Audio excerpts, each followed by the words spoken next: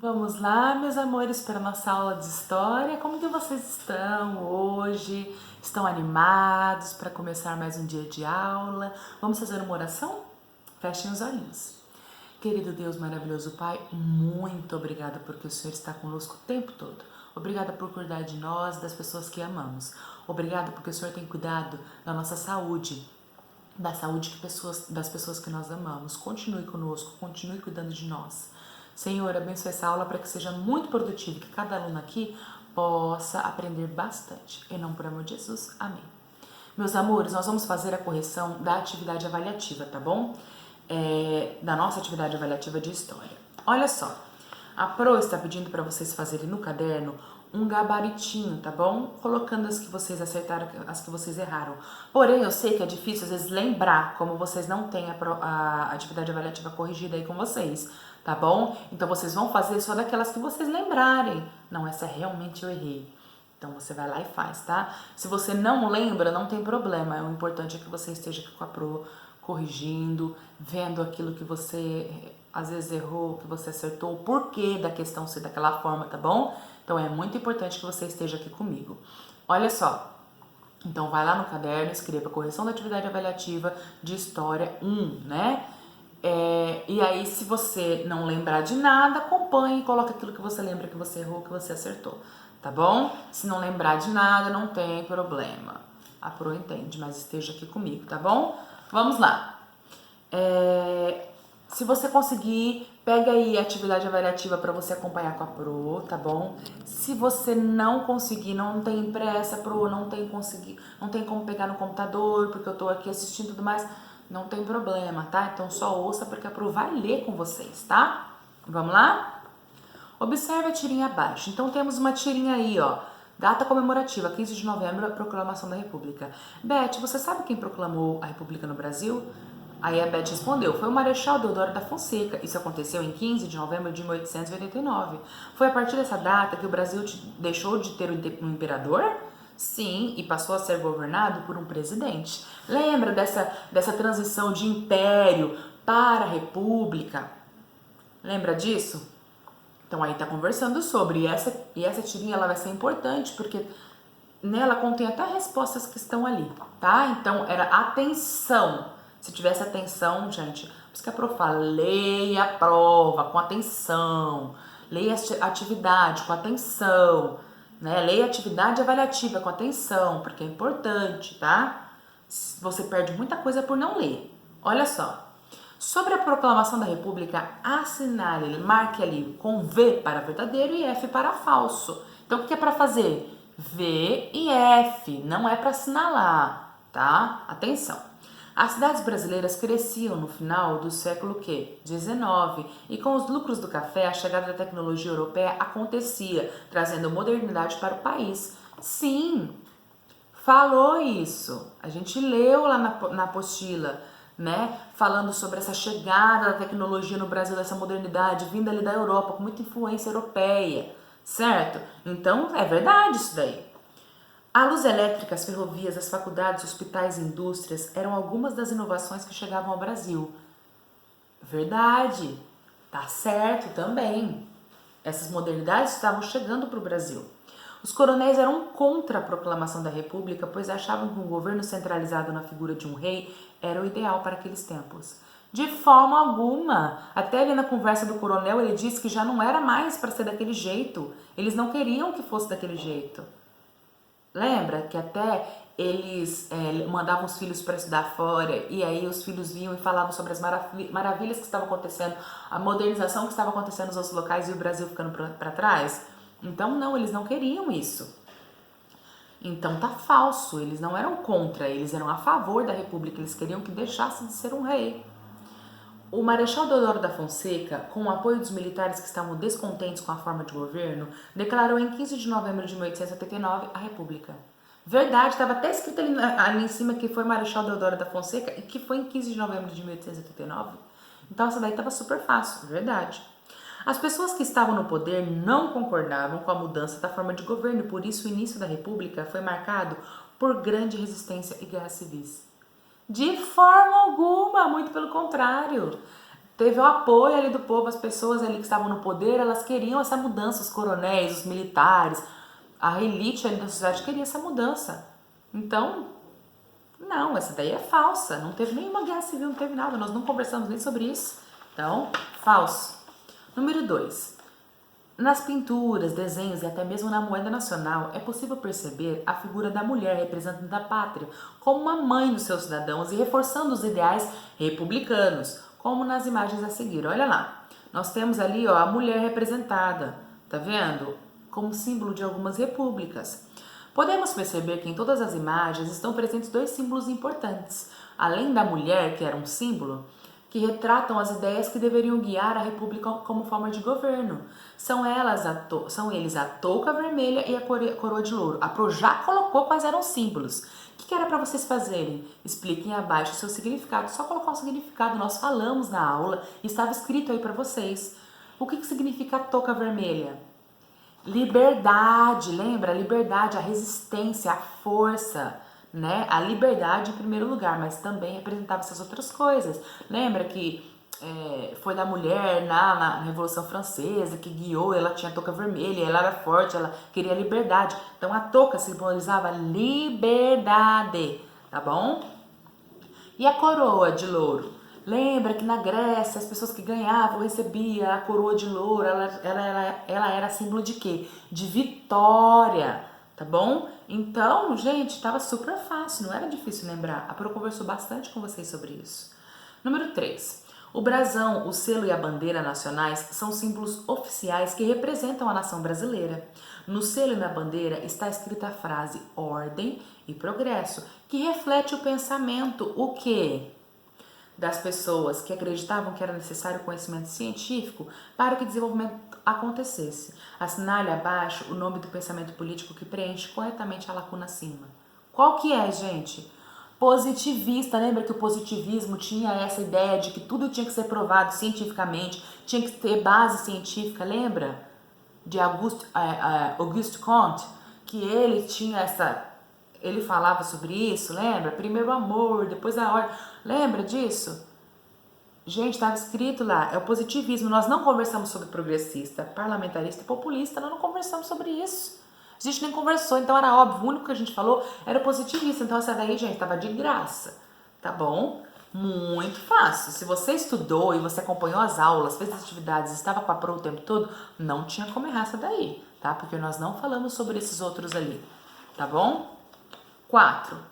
Na busca pela exaltação da pátria, o hino nacional, mesmo tendo sido feito na época do Império, foi instituído como um dos símbolos da República e é até os dias de hoje utilizado em cerimônias importantes demonstrando respeito, honra e orgulho pela nação. Na letra do hino é possível sentir o patriotismo e o nacionalismo declarados em cada verso. Escreva abaixo os significados das palavras em destaque. Gente, o que é ali o patriotismo e o nacionalismo? Eles estão juntos, tá? É ali a mesma coisa. Essa questão de quê? O patriota é aquele que tem sentimento de orgulho pela nação. Aquele amor, o nacionalismo é aquele amor exagerado pela pátria, aquela devoção, aquele respeito pela pátria. É isso, tá bom? Então era só escrever isso daí, muito tranquilo, tá? Número 5. Na história do Brasil, algumas personalidades se destacaram por ter feito coisas grandiosas em benefício da humanidade. Olha só, elas buscavam resolver os problemas econômicos, judiciais e sociais presentes na época em que viviam. O governo republicano, em seu início, em busca de exemplos, escolheu uma pessoa para ser reconhecida como símbolo da defesa da liberdade. Que pessoa foi essa? Esse herói da pátria era conhecido como... Gente, quem que foi o herói da pátria que a gente falou sobre ele lá? Tiradentes. Nós não falamos sobre Martin Luther King, que foi um herói, mas a gente não falou dele. Marechal Deodoro da Fonseca a gente falou, mas ele não foi conhecido como um herói. E Lutero a gente nem conversou também. Qual foi que a gente falou? Tiradentes, gente, pelo amor. Então, olha só a importância da atenção. Então, era Tiradentes. E lá na 6, já tava até falando sobre... Se você lesse a 6, se tivesse errado a 5, voltasse ali depois de ler a 6, você fala, não, agora eu coloquei errado. Volta na 5 e coloca a resposta certa. Porque tá falando aí. Olha só. O dia 21 de abril, no calendário brasileiro, marca o dia de Tiradentes, exemplo de bravura e coragem, um verdadeiro herói para os republicanos. Ponto, já estava respondendo o número 5. Tá vendo como tem que ler? Vocês perdem as coisas por falta de ler. No calendário brasileiro existem muitas datas cívicas. Escreva abaixo o motivo pelo qual essas datas são criadas. Por que são criadas as datas cívicas? Para lembrar dos acontecimentos que marcaram a luta, tudo que acontecia no nosso país, tá bom? Então essas são as datas cívicas para nos lembrar, do que aconteceu, do que hoje é dessa forma, porque aconteceu isso lá no passado, as lutas que foram travadas, do que foi conseguido. Então isso é o que por isso tem as datas cívicas, tá bom? Para relembrar esses acontecimentos que marcaram a história do nosso país, tá? Então tava fácil também, nós falamos sobre. 7. Assinale as alternativas. Até grifei ali o S, os dois S ali para ver que é mais de uma alternativa, que complementam corretamente a frase. A democracia é entendida como um tipo de governo em que o povo não pode participar das decisões políticas? Jamais. Isso vai totalmente contra o que é democracia. Então essa não assinala. Uma forma de governo em que todos são iguais perante as leis e podem participar ativamente das decisões políticas. É isso é democracia. A participação do povo, o povo tem voz. Então assinala aí. Era para ser assinalada.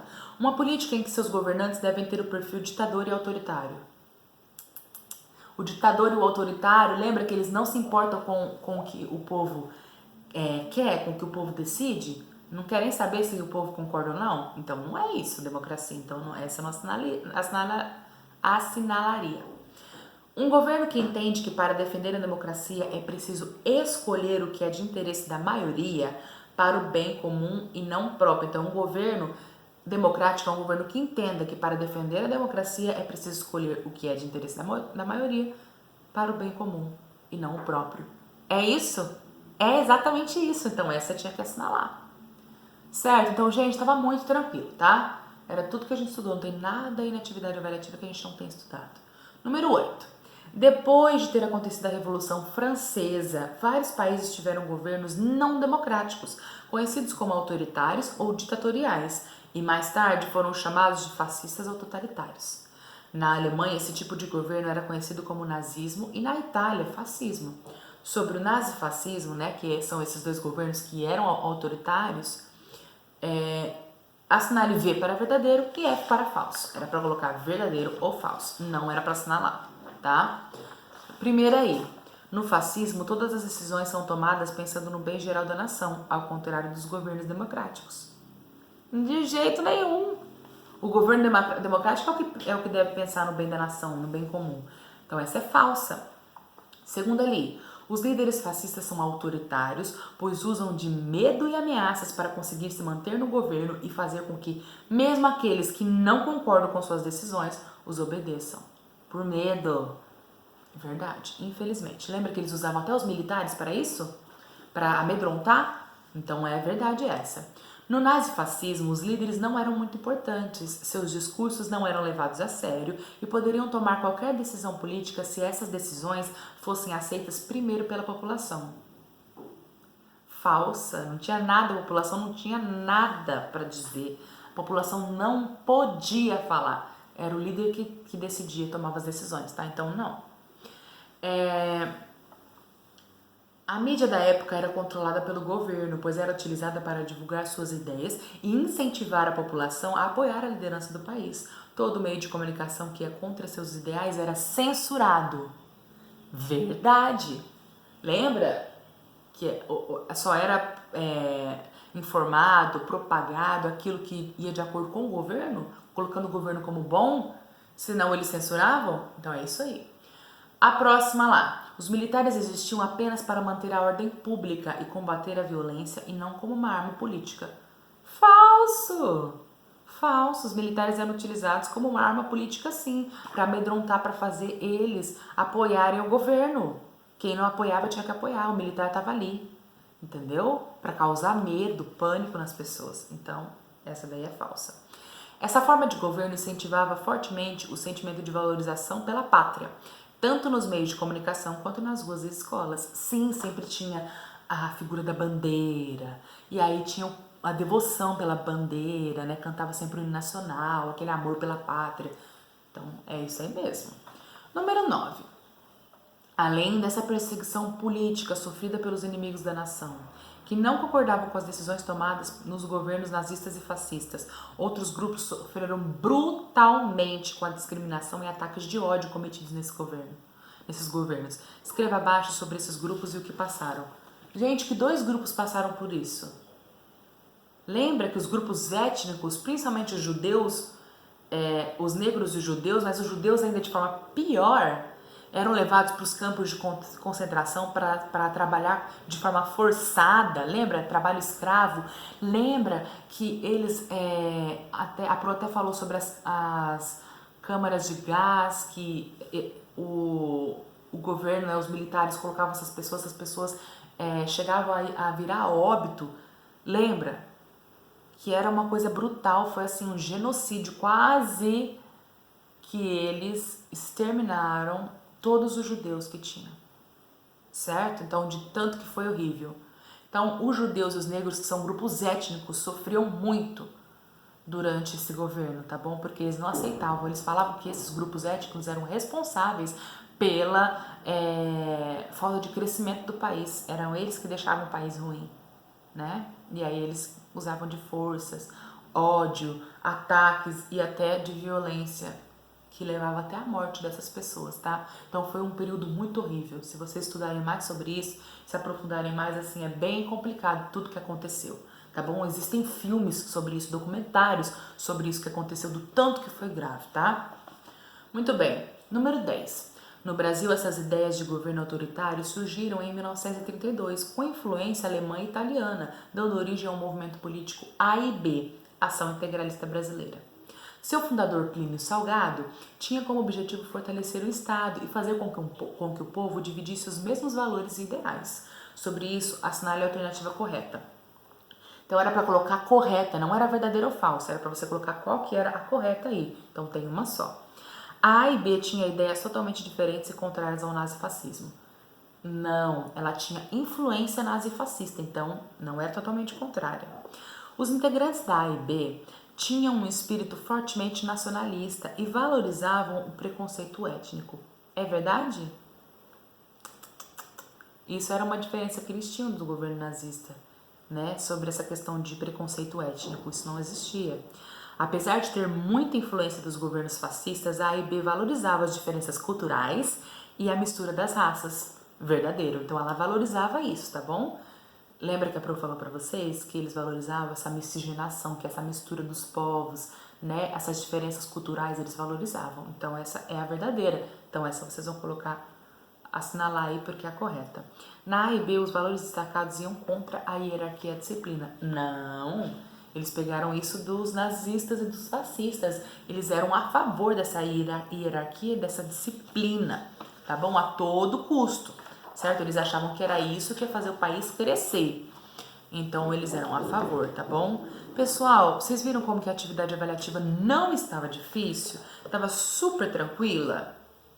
Vocês conseguiram perceber isso? Então, assim, não estava difícil, tá? Era só atenção, leitura, concentração. E se você tinha acompanhado as aulas com a Pro, feito as atividades tudo direitinho, não tinha como errar, tá bom? Às vezes acontece da gente se perder, ficar um pouco nervoso, alguma coisa e tal, mas não tinha nem motivo para ficar nervoso, porque era só colocar no papel aquilo que vocês já estudaram, tá bom? Então, olha só. Agora peguem a apostila aí, que nós vamos fazer uma página ali, tá bom? Sobre o que a gente estudou do governo Vargas, do Estado Novo, que vocês viram sobre os direitos dos trabalhadores, sobre o DIP, né, que era o Departamento de Imprensa e Propaganda, que censurava aquilo que não ia de acordo com o governo e tudo mais, e que Vargas, ele ficou no poder porque ele não permitiu que acontecesse a eleição, porque ele queria permanecer no governo. Lembra? Falando que ele fez isso para que o povo não escolhesse pessoas que eram a favor do comunismo, que era tudo ser igual, tudo para todos, de forma igual, sociedade igualitária, não tinha diferenças, tudo mais, né? E e ele falou que para o povo não escolher nas eleições esse tipo de pessoas, ele ia permanecer no poder. E ele colocou ali o totalitarismo, que é esse governo autoritário, que o poder é centralizado só em uma pessoa, que no caso era ele, né, o chefe de Estado, o presidente, tá? Então nós vamos lá para a página 91 para responder algumas questões, tá bom? Então acompanha aí com a Pro, escreva na apostila página 91. Nós finalizamos a correção da nossa atividade avaliativa e nós vamos continuar a nossa aula porque nós ainda temos um tempinho, tá bom? Vamos lá? Página 91, número 2. Estão comigo? Vamos lá? De que forma o Estado Novo, que é esse Estado que foi governado ali por Vargas, né, os últimos anos do governo de Getúlio Vargas, de que forma esse Estado, né, Estado Novo, enfatizou e promoveu a causa do trabalho e dos trabalhadores? O que aconteceu ali, que a gente viu na página 90, sobre os direitos do trabalhador, certo? O que o presidente fez? Lembra que ele tinha medo que esses trabalhadores que estavam cada vez se fortificando mais se unissem e fossem contrários às ideias do governo? Por isso que ele fez algumas reformas sociais em benefício desses trabalhadores, para que eles não se revoltassem, se sentissem aparados, mas também para que o governo ficasse ainda controlando. Então lembra que eles fizeram a CLT? A CLT, lembra? O que era a CLT mesmo? Consolidação das leis do trabalho, que ficava ali algumas leis que protegiam os trabalhadores, então a CLT.